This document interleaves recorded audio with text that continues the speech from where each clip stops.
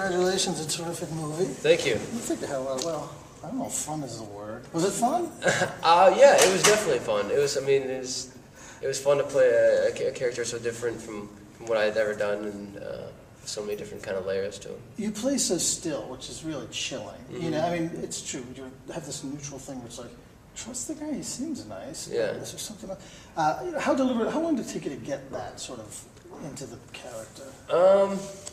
A while. I mean, I kind of on the day, I don't know, but I had kind of been preparing for that for a couple months leading into it, mm-hmm. And because he's, I don't know. To me, I find sort of that, even keel, kind of laid back, not over the top, to be a little more frightening and off, than as if you were out there kind of like trying to be, scary. Right. No, the quiet is. And so, to me, that kind of is, it resonates a little more. I guess.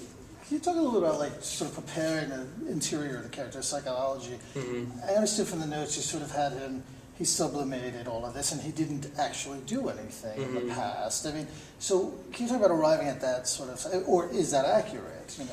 Yeah. So the way that I kind of went through it was that because of the way that Ryan was brought up and the way his family raised him, etc., he has kind of had embedded in his head that he always, to be himself, Carrie Ann had to be here, and then he could be Ryan. And so he kind of had to create that his whole life, so to speak. And then he could kind of feel normal and be himself. But at the same time, everything that had happened and that had gone on, he didn't feel guilty about. He didn't feel remorse. Because he didn't feel guilty because he didn't feel like he was doing anything wrong. So you don't feel guilt. I mean, how are you guilty if you don't, in his mind, how could he be guilty if he didn't do anything wrong? And so, so from there it was kind of this, I watched a lot of videos of psychopaths and figured out, similar, traits that they all had and experiences. And tried to kind of bring all that to Ryan and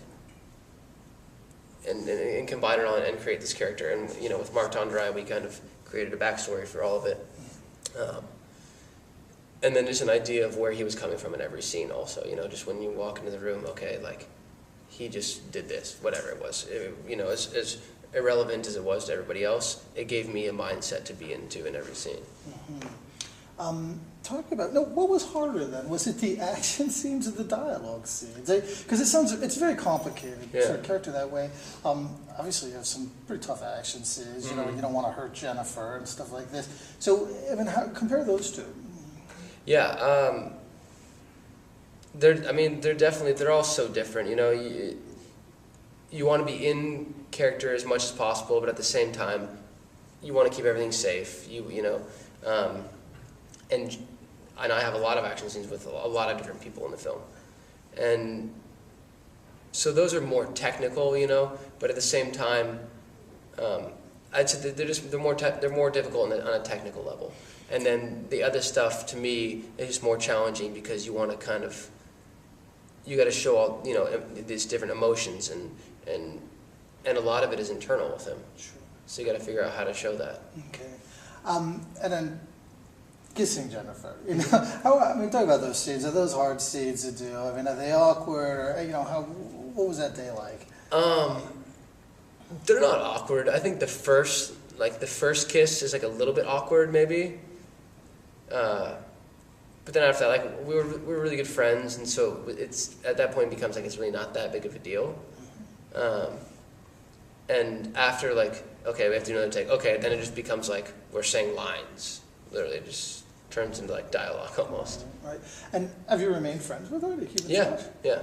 What's that ride like? I mean, do you talk to her about this ride of just exploding the way? Because every actor, I reckon that every actor is looking wants that kind of thing, or I'm assuming. Yeah. So do you query her about that?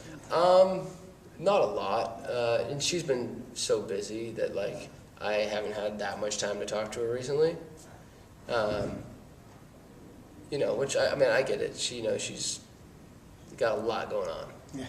Okay. And you know, and that's, I mean, that's can be hard and can, you know, can really like take its toll on people. I mean, it wouldn't seem like it, you know, but I mean, it's like, it sucks a lot of energy out of you. Yeah, it's all consuming, isn't Yeah. it? It just goes on and on. But you know, you're pretty busy yourself. You have Bates Motel, which actually has made me think a little, because I just watched Psycho with my kids recently. Yeah. And the character, the way you played him here, he's not quite as twitchy as Yeah. Norman Bates, but is quiet and subdued. And, Yeah. You know what I mean? Did you reach back to this character for that? And tell me a little bit about the show. And obviously, you're not playing Norman. I believe you're playing the older brother. I'm playing the older brother, but yeah, I did. I mean, Norman Bates was one of the people that I looked at, definitely, and I looked at.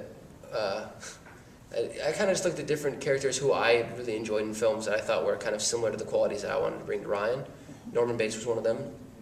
Wes Bentley's character in American Beauty was another one. I kind of liked how he related to everybody, and so I watched that film, and kind of just a lot of different characters of that style, you know, that kind of quiet and soft, and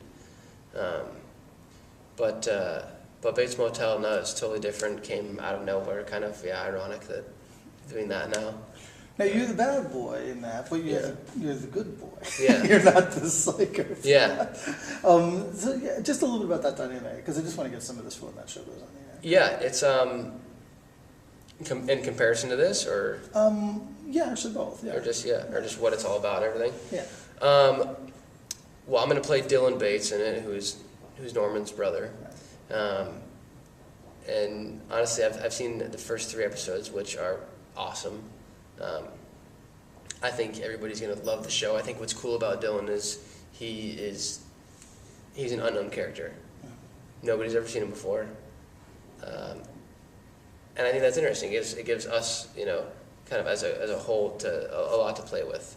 Somebody to come up with, somebody to create, and hopefully, you know, somebody for the audience to love, hate, everything.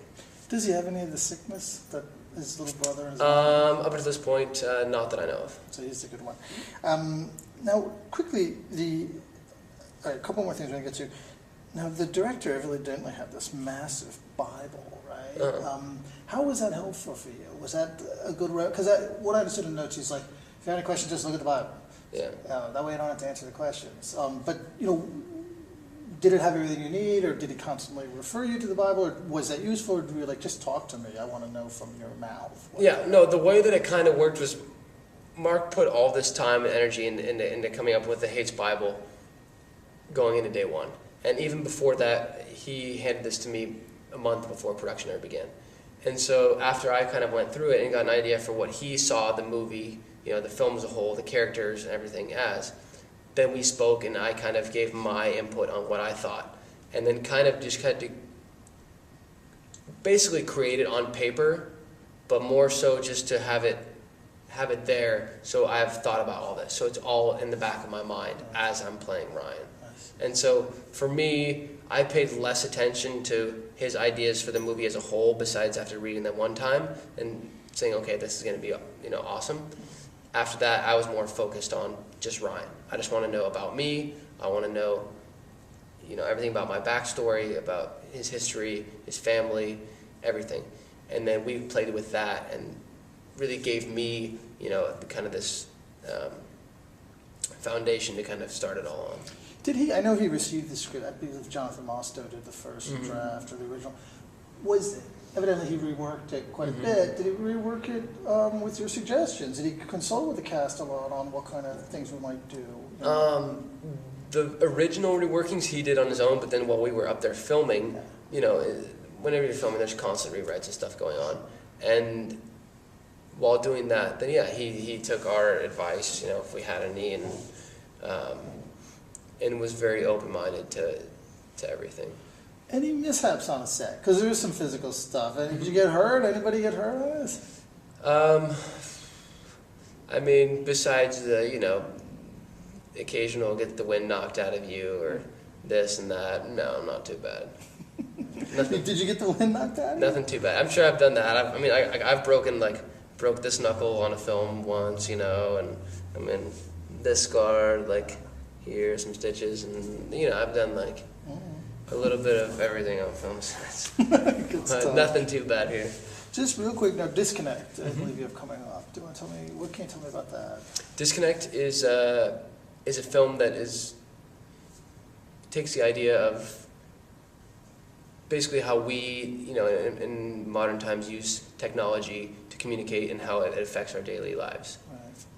Right. So not just to communicate, just how it affects us every day, and it's sort of in the style of like a Crash type film where it has 3 different storylines that are happening at the same time and how they all intertwine, and they're all related to this idea of technology in a different sense.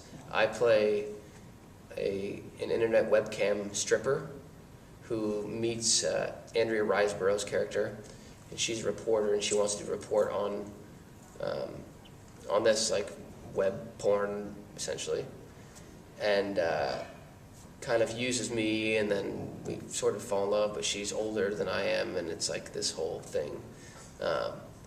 And Jason Bateman's in it, and Paula Patton, and a bunch of other people, and it's really interesting, and it just kind of has this really real feel to it, and definitely the most risky role I've ever played. How so? How is it risky? I mean, to play someone who's stripping online is, for me, I had to be willing to go all out basically, because I feel like if you're reserved for that, then it's going to come off as being cheesy or like you didn't try hard enough, and I didn't want to leave anything, left behind. I wanted to really give it everything, and there were scenes where I was fully nude, and then they would pixelate me, and I think that they end up using not a lot of that stuff because they're wanting to bring down the rating a little bit. But for me, it was I need to make this as real as possible. How long did it take you to get where I can do this, I'm comfortable, let's shoot it, I'm good to go? I mean, I reckon there was a lot of equivocating in your own head where it's I could do this, but it gotta go, as you said, you gotta go all the way. Yeah, I mean, honestly, I committed, and I made the commitment, and I said, this is what I'm going to do, and so as soon as we showed up to film, I just went for it. And I said, I can't have any embarrassments, can't feel awkward, and because I talked to a guy who does that, that's what he does, and you don't feel awkward about it. It's totally normal, and so I had to go, okay, this is how it's going to be.